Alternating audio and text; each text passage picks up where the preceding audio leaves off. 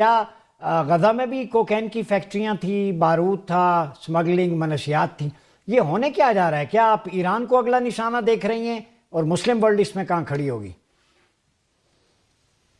یہ دو تین سوال ہیں اس میں. جہاں تک غزہ میں کوکین کی فیکٹریز کا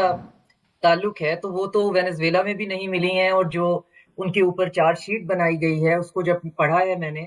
تو اس کے اندر ان کا نارکوٹکس کا لنک جو ہے وہ تو اسٹیبلش ہی نہیں کیا گیا. ان کے اس میں تو کسی جہاز کا ہے ذکر ہے، وہ بھی فرینچ، اور اس پہ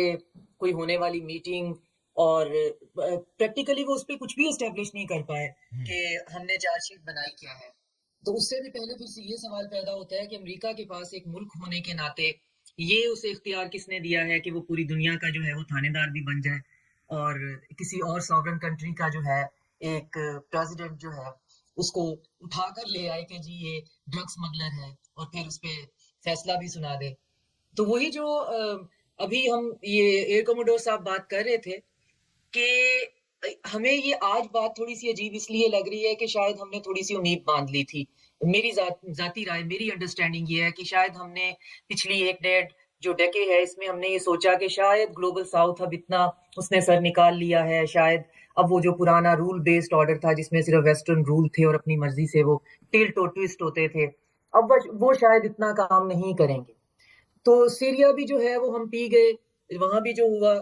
ہمیں سمجھ میں نہیں آیا، اور ہوا جو یہاں ہے وہ بھی ہم سمجھنے کی کوشش ضرور کر رہے ہیں. لیکن اس سے ایک چیز ابھی سمجھ میں آئی ہے کہ دنیا جو ہے وہ ابھی بھی یونیپولر ہی ہے. دنیا یک قطبی، ابھی بھی ٹھیک. جو ہے وہ ملٹی پولیرٹی کی طرف جو ہے وہ جانے کے لیے تیار نہیں ہے. نہ یا تو کیپیسٹی کا مسئلہ ہے یا پھر پولیٹیکل ول کا مسئلہ ہے. اور یہی ہم نے غزہ کے جینوسائیڈ میں دیکھا ہے کہ سب سے بڑا جو پرابلم ہے وہ یہی نظر آتا ہے کہ کچھ کمپرومائزز ہیں ملکوں کے، قوموں کے، نیشنز کے، جس کی وجہ سے وہ بہت سے فیصلوں کے اور بہت سے ایونٹس کی وٹنس بن رہے ہیں جو کہ ہسٹری میں بہرحال ان کے ماتھے پہ بہت سیاہ حروف میں لکھے جائیں گے. جیسے اگر اس سلسلے میں کچھ نہیں ہوتا، وینزویلا کے پریزیڈنٹ کو اٹھا لینے اور پوری ان کی جو اسٹیبلشمنٹ کہہ لیں، پوری ان کی جو سیکیورٹی ہے، جس کو بھی انہوں نے خریدا بیچا جو بھی کیا،